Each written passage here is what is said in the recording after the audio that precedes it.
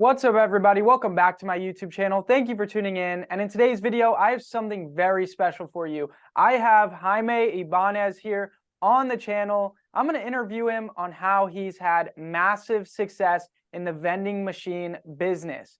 Guys, he made over $100,000 by the age of 19 years old in this business model, and he's gone on to build it out to a full-blown company, full-blown business where he is making $30,000, $40,000, $50,000 a month, pretty much on autopilot. Yes, it does take effort, but guys, he has a ton of different locations with a ton of different vending machines that are literally printing him money. And guys, just like me, right out of high school, when he was a teenager, he started chasing after this entrepreneurial success. And so in today's video, I'm going to be interviewing him and breaking it down. So Jaime, thank you so much for being here with me today. Yeah, of course. Thank you so much for having me. I'm pretty excited to share my experience about the vending industry and answer any questions you might have. Of course, man. Thanks for joining me. So first off, let's just take it back, right? I just mentioned all the success you've had, but let's go back. You're a kid. You're like, what, 15 years old, maybe 16 years old when you find out about this business? So it was actually right out of high school. Now, my entire time in high school, I knew I wanted to start a business whenever I graduated. I just never knew what. So all of high school, I sold chips in school. I worked a part-time job. I saved as much money as I could because by the time I graduated, I knew I wanted to start something. And it was a summer after I graduated, I randomly came across the vending industry. And it's just something that instantly clicked. I told myself, this is something I want to do. I've been selling snacks my entire life. Even my first job, I worked at a concession stand. So I was meant for this. And yeah, it worked out for me. How did you find out about it in the first place? You went on YouTube, or did you know somebody that did it? So, maybe like a lot of other entrepreneurs out there, you go on Google and you search for top paying jobs in the US or like businesses to start that can make a lot of money, stuff like that. I don't remember the exact thing I searched up, but one of the business ideas was the vending industry. And Wow. after that, I went on YouTube, searched up vending machine videos. There wasn't too many at that time, maybe just like a couple. But from what I saw, it's something that really interested me. Yeah. And you'd been working with snacks and selling snacks as a side hustle at school. So it's kind of like the perfect thing for you to get into. So now you found out about what it was. You're just fresh out of high school. You have this money saved up from working, right? And I'm sure just like me, like I did side hustles and I did whatever I could, while I was in high school to make money, but I didn't blow it like everybody else. I saved it for a bigger purpose. So that Mhm. sounds like what you did, which is awesome. So now you have this money saved up, and what was the first step? Was it finding your first vending machine or finding the location for it? What came first? Both, actually. So the way I started was I bought a machine that was already on location. That's something you can do. And that's kind of a way to get started and start making money from day one. So after I graduated, I had like $4,000 saved up. The machine I bought on location was $3,000. So it was going to be the majority of my savings I had. It was a huge risk. And I almost didn't even do it because I didn't want to waste most of my money on this. So I bought the machine on location. Now, the thing that hit me though was the day after I made that purchase, the manager of that business calls me. It's a nursing facility. And he's like, hey, we no longer want the machine. You have 5 days to take it out. And I told him, I was like, hey, I just bought the machine from the previous vendor. Is there something we can do? And you And paid more for the machine because it was on location, right? Because exactly. a machine itself might be only $1,000, but Yeah. you paid more because it came with the location. Yeah, so Wow. if you buy machines on location, you're paying more just because you're buying that cash flow already. And Hmm. I told the management, but he said no, the last vendor was already getting kicked out. So, we want the machine out, long story short. And I didn't know that. Me, a beginner, there's a lot of mistakes that I made that I didn't really know what Yeah. to do. So I didn't have no other choice. I had to take that machine out. But that's kind of, my first machine and like the first road bump that I hit. Wow. Very interesting, man, because in my career of getting into wholesaling real estate, which is what I do, I had similar hiccups like that. Like you probably should have had a contract with the Yes. location, right? And made sure it was in writing. And Hmm. like me, my first deal, I made a $30,000 on my first real estate deal, but because I didn't have specific language in my paperwork, people went and made 45 grand on top of what I made. I could have made a lot more. And so it's those bumps in the road, though, that teach us exactly what we need to know, right? They're the biggest learning lessons, right? They're not losses, they're lessons. So that's awesome. So you unfortunately get kicked out of this spot with the machine. What's your next step? So I have two options at this point. One is maybe not the best option, and that would be selling the machine to somebody else, just like the previous vendor did to me, because I didn't have nowhere to put that machine at. You know, we didn't have a garage back at home. I didn't have a storage unit. So either sell the machine or find a new location within those 5 days. And I chose option B. For the next few days, I sat in my room for hours and hours, cold calling. I didn't really go door to door. I just called different businesses, and good thing, I think like my second day, I was able to get a yes. It was a barbershop. They needed a vending machine, and they seemed interested.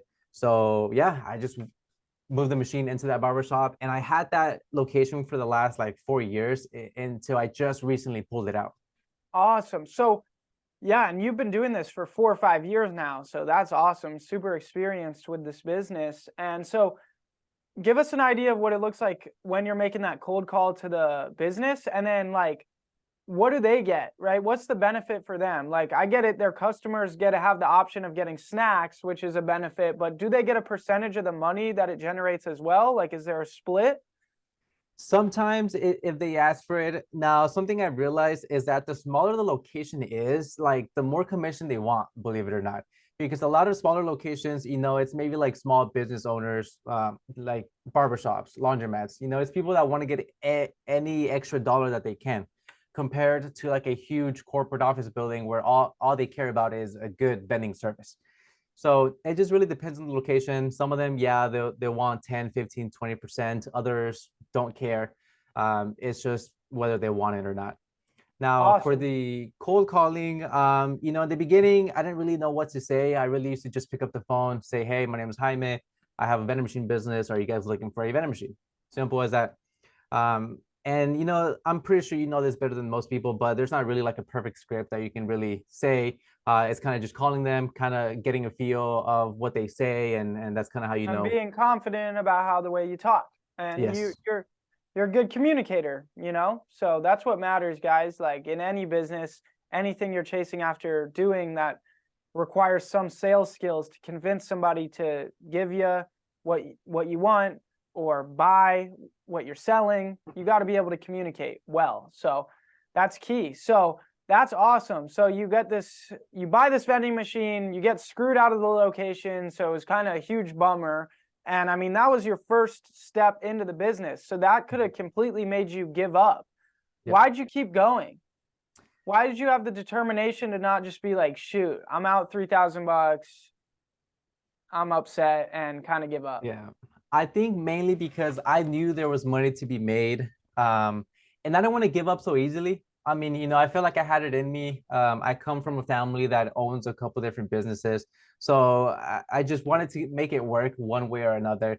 And that's why I was really determined to find another location. And, you know, the great thing about that barbershop that I placed the machine in, that one did pretty well. It made maybe like $900 to $1,000 a month, which is considered really good for a vending machine location. And that's Yeah. kind of really what motivated me to go out and find more, because, you know, you want to find more locations like that. So what does scaling up look like for you? You just kept acquiring vending machines in locations, or did you buy them not in locations and find new locations? What did it look like scaling up? Because you mentioned, right, how many do you have now? You have 50 vending 50. machines, Yes. and they're in 50 locations, so they're all active, producing income for you currently? About 24 locations, 50 machines. So each location has about 2 machines, a soda and a snack. Okay. Okay. And how did you scale all the way up to that? So in the very, very beginning, you know, that first one, I bought it. I had to move it by cold calling. The next few after that, I did buy. So I bought a smaller route of 9 machines. So I guess you could say, you know, the first 10 machines I bought on location. That's kind of how I really got started. The last 40 is kind of either me emailing locations, calling, or companies reaching out to me from, you know, just giving a good service to a few other clients. Amazing. And now how do you, you know, you have to keep a lot of inventory, you got to restock them. What does that look like? And I think you have like your own warehouse now where you run the business out of. So what does that look like? Yeah, so we do run the business out of a 2,200 square foot warehouse and office space. And I feel like it's still a pretty big space for what we have. 50 machines, it might sound like a lot, but it really doesn't take a whole lot of product to keep an inventory. But yeah, and even for that many machines, I'm still only working 3 days out of the week. And it's probably hard to believe because I don't want to make it sound like those type of businesses where like, you can make all this money and only work 2, 3 days a week. But that's truly how it is. At least it's maybe because I've been able to really optimize my business and make it as efficient as I can. But yeah, I just run the entire route. My girlfriend actually, she runs the entire route Monday through Wednesday, and that's all it takes to fill up 50 machines. That's amazing. Well, dude, that's a killer business to be making 30 to 50 grand a month on like every single month, guaranteed pretty much. Yeah. And only have to work 3 days a week. Like you've got it made. You're living the life. That's amazing, man.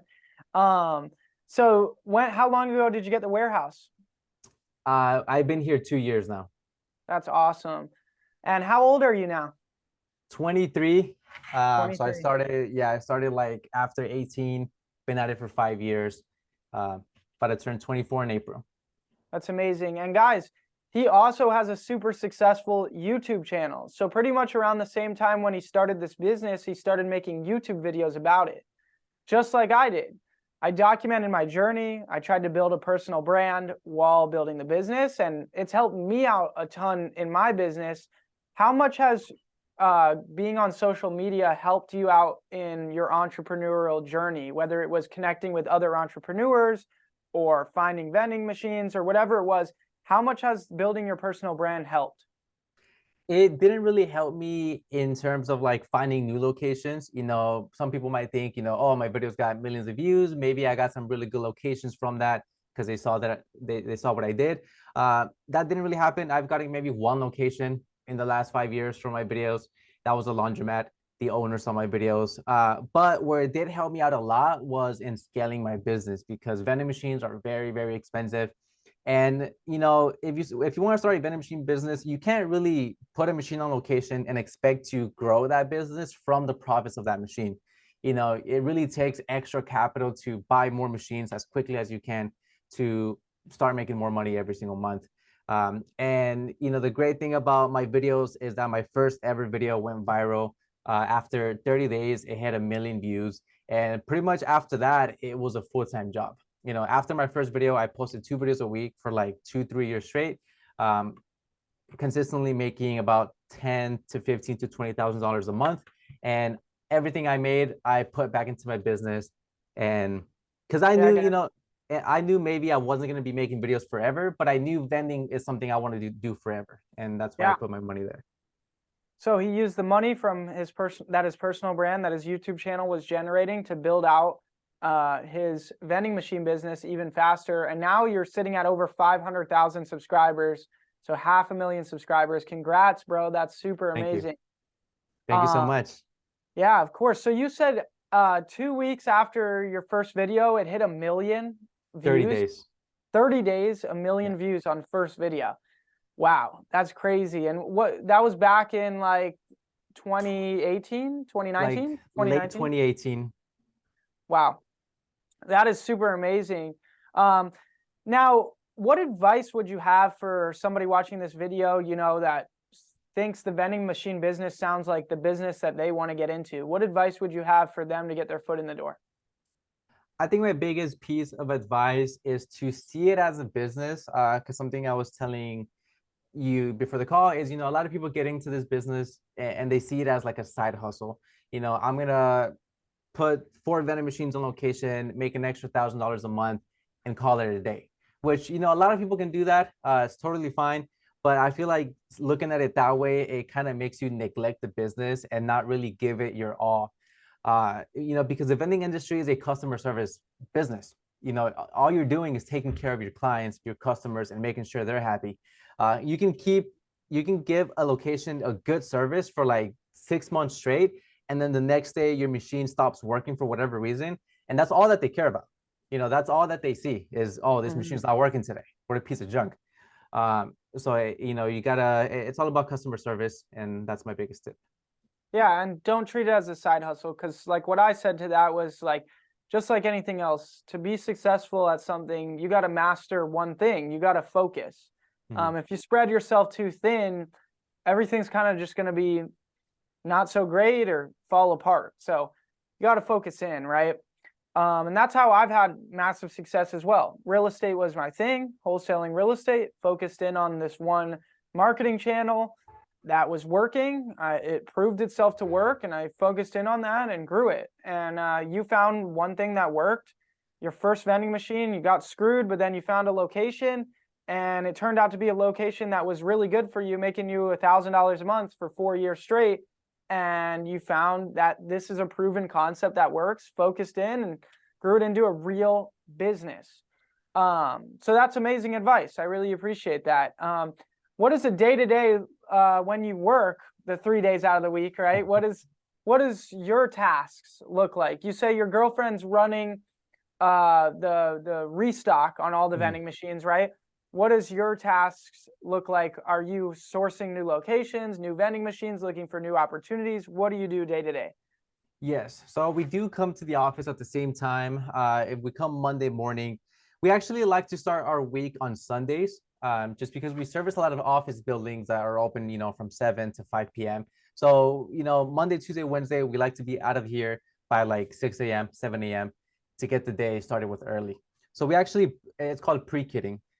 We do that on Sunday. Pre-kitting is basically getting all the product that we need for the machines that we're going to fill up the next day. So that's something that we do the day before. Then Monday, we come in early. My girlfriend takes off. She will fill up maybe 8, 10 vending machines a day and come back in the afternoon. And in the meantime, yes, I'm here at the office, basically kind of like the head of the operations. I'm either sending out emails to new locations, acquiring new locations, buying product, organizing the back warehouse, stuff like that. Sweet. How do you get all the snacks and stuff in bulk so that way you save money? Are you just getting them from like Costco, or are you ordering from somewhere in specific? So we're sourcing from maybe like 5, 6 different places. We have an account with Coke, Pepsi, Sam's Club, all the big wholesale stores nearby. And then to maximize all of that, we're like in a few rebate programs with Coke and Pepsi. On top of that, I buy everything with credit cards, rack up some points. But yeah. Yeah, that's amazing, man. Is there any last piece of advice or memo that you want to leave the viewers with?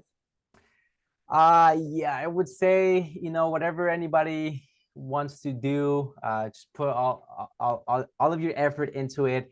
If me, a 18-year-old out of high school can build something like this, anybody can. You just have to have that mindset. If you say you can, then you can. If you say you can't, then you're right. You can't. That's it. If you do start something, good luck, and I wish everyone the best.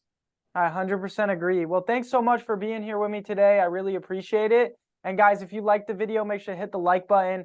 And if you're not already subscribed to the channel, go down below, hit the red button and subscribe. And guys, just look up Jaime Ibanez on YouTube, and you'll be able to find him. Is there anywhere else, any other socials you want to?